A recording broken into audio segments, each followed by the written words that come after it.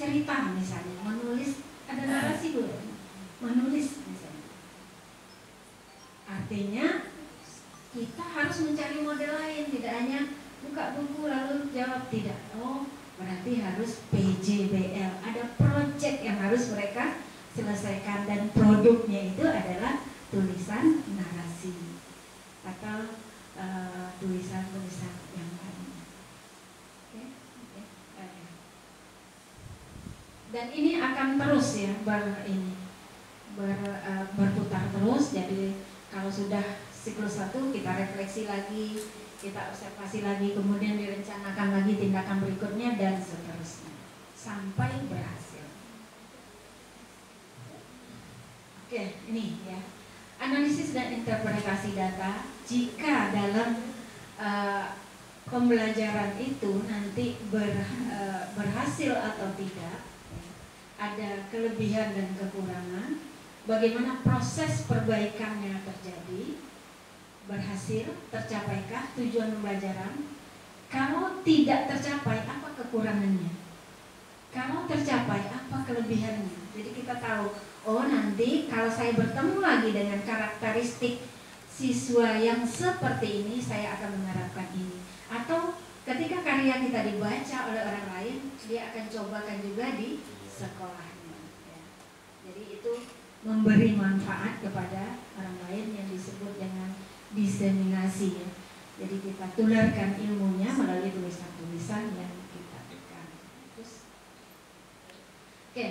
Nah ini ada panduannya, tadi disebut ada lembar observasi. Jadi hari Kamis bulan ini sudah ada tugas baru bahwa tapi ini nggak hari ini, pembelajarannya dari ya, tapi pembelajaran selama ini yang dilakukan masih bisa diingat ya, masih bisa diingat. Ya. Dan ini hanya panduan bahwa dilakukan observasi ya, setelah merenung, kemudian observasi di kelas, kemudian catat tanggalnya berapa, mata pelajarannya, kelas, fokus observasinya apa?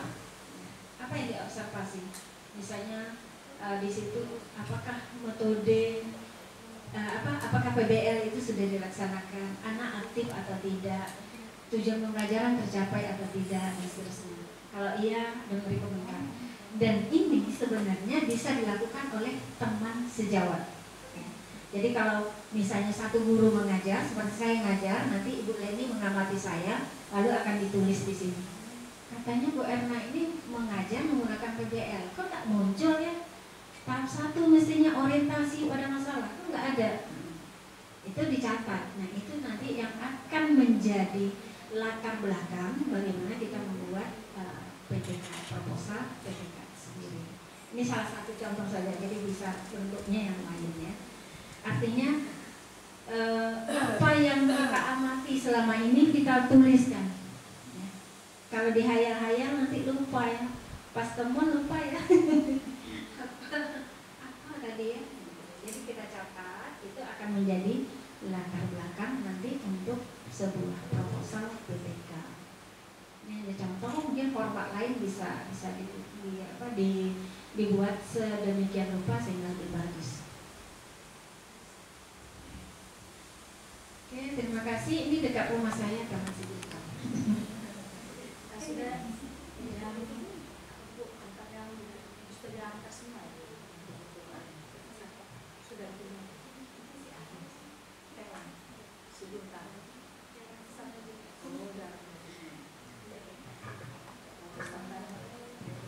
Bapak Ibu, saya akan mencontohkan sebenarnya penelitian saya yang dapat waktu itu dari Ristek Dikti ya, waktu saya mengajukan sebagai dosen muda, dan itu mendapat dana dari pemerintah, dan saya laksanakan di SD 166 Palembang.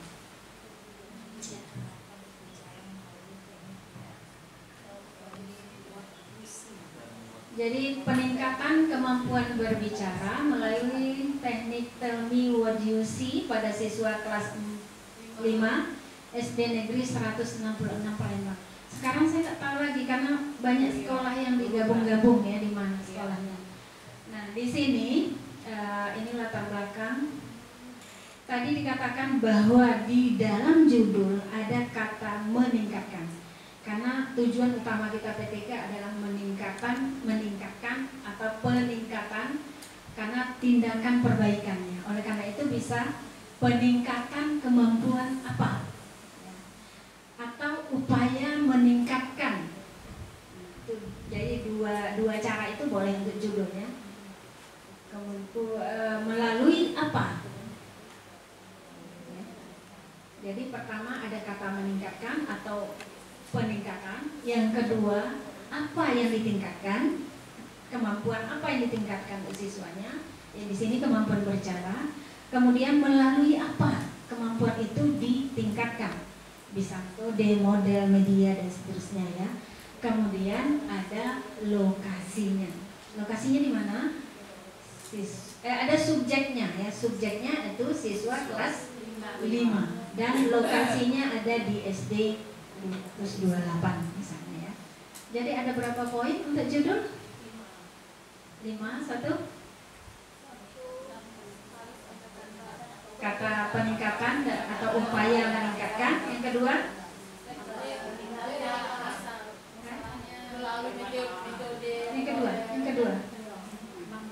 kemampuan apa yang mau ditingkatkan? Apakah matematika, bahasa Indonesia, PKN dan seterusnya. Kemudian melalui apa itu ditingkatkan.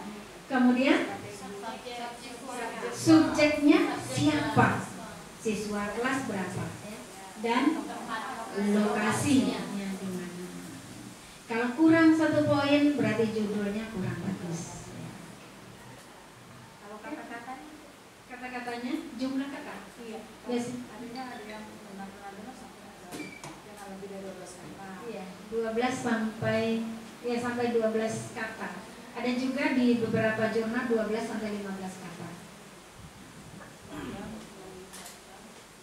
Kalau ini 1, 2, 3, 4, 5, 6, 7, 8, 9, 10, 11. Tapi nama model itu 1, teknik itu 1. Itu. Penelitian ini saya lakukan karena adanya refleksi saya, karena saya tidak mengajar di kelas itu. Saya berkolaborasi dengan guru SD 166. Jadi kita nanti bulan ini bisa berkolaborasi semua untuk penelitian PPK ini. Abstrak nanti ya. Nah ini dalam hasil perenungan kita tadi, tentu kita apanya yang jadi masalah. Jadi setelah saya diskusi dengan guru dan perenungan dari guru itu sendiri, ternyata kemampuan berbicara siswa SD Negeri 166 Palembang itu rendah.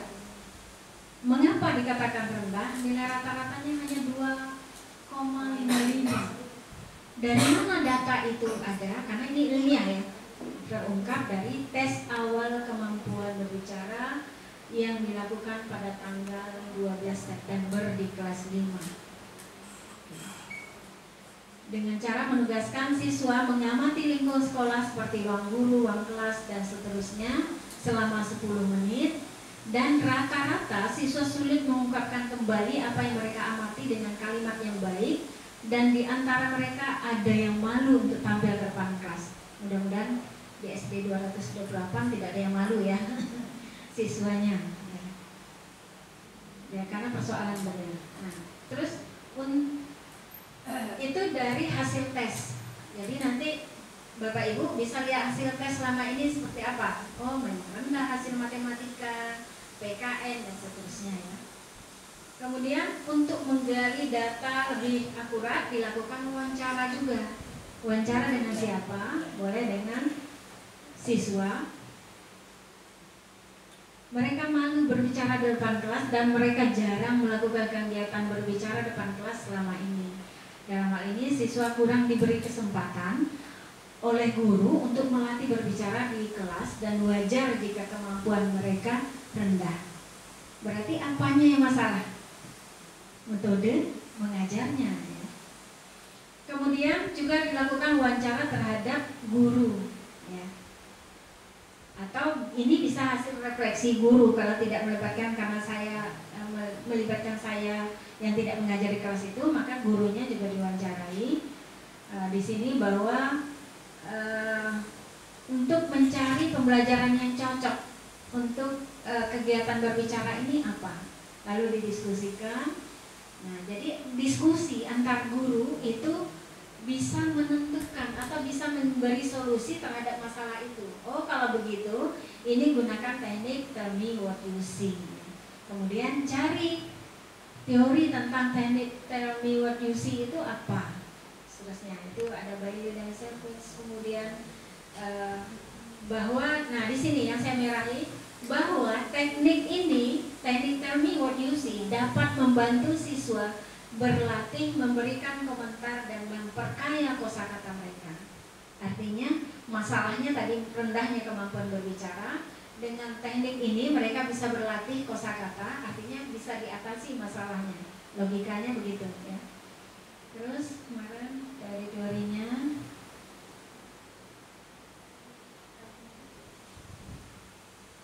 ini di bab 1 biasanya. Terus karena ini, kemudian bab 2 teori, karena ini artikel tidak ada bab 2-nya. Kemudian metode penelitian dibuat seperti ini. Terus ya, bisa sepintas. Oke. Tahap perencanaan apa yang dilakukan. Terus tahap pelaksanaan, langkah-langkah tindakan pembelajaran, persiapan apa, langkah pembelajaran di kelas, itu diuraikan semua di sini.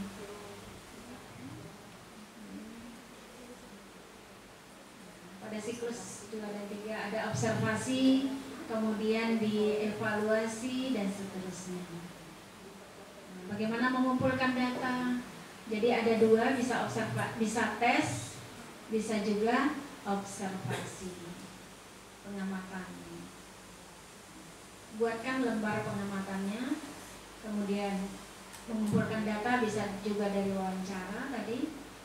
Kemudian bagaimana analisis data, ini hasil dan pembahasan. Salah satu contoh ketika mengajarkan ini saya buat 2 siklus, ya, karena siklus pertama belum berhasil. Ini ceritanya, masih banyak bahasa-bahasa daerah. Siswa mengatakan, kebanyakan dari siswa menggunakan bahasa Palembang, tidak apa sebenarnya. Dia bercerita jugo, jingo, iwa, ado, budak, bermain, seterusnya, ya. Ini hasil observasi di luar kelas. Mereka senang sekali keluar kelas, saya bawa ke pasar waktu itu sebenarnya. 35 orang siswa. Terus, nah ini siklus 1 pertemuan pertama, dideskripsikan dengan rinci apa yang dilakukan. Nah, pertemuan pertama guru membuka pembelajaran dan seterusnya, dirinci apa yang dilakukan, yang real dia laksanakan di kelas.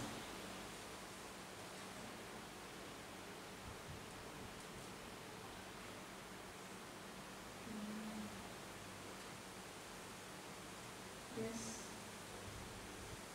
mereka masih kaku, di sini menceritakannya. Nah ini contoh. Ini yang kedua.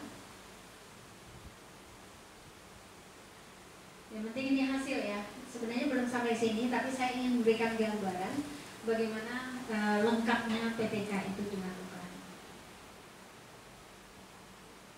Satu siklus bisa 2 kali pertemuan, ya, atau 1 kali pertemuan. Ini siklus kedua.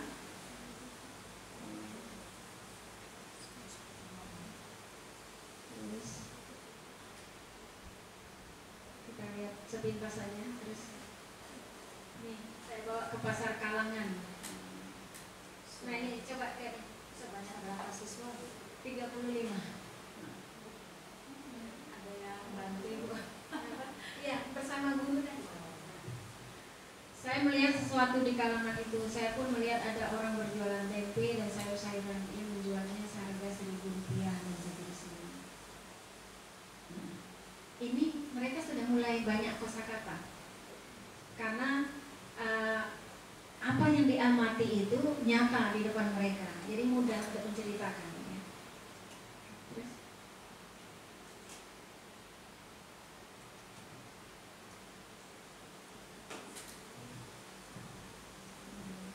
ini hasil pengat.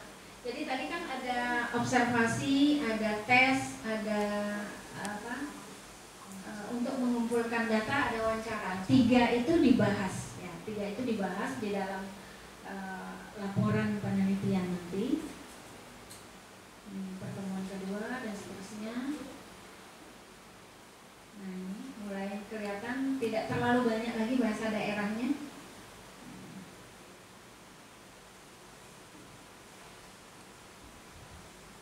Ini siklus ketiga. Oh ya, 3 siklus ini. Karena berbicara karena keterampilan agak lama ya, agak susah untuk melatih mereka. Jadi yang ketiga ini saya tontonkan film Petualangan Sherina. Jadi tidak ke kelas, tidak keluar kelas lagi, tapi Petualangan Sherina itu tonton bersama-sama. Nanti mereka menceritakan tentang film ini.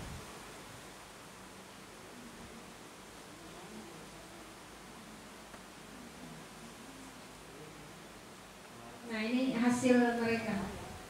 Sherina beserta keluarga pindah ke Bandung. Dia memulai sekolah baru di sana. Sudah mulai terlihat bagus kalimat-kalimatnya ya. Ini lisan yang saya tuliskan kembali.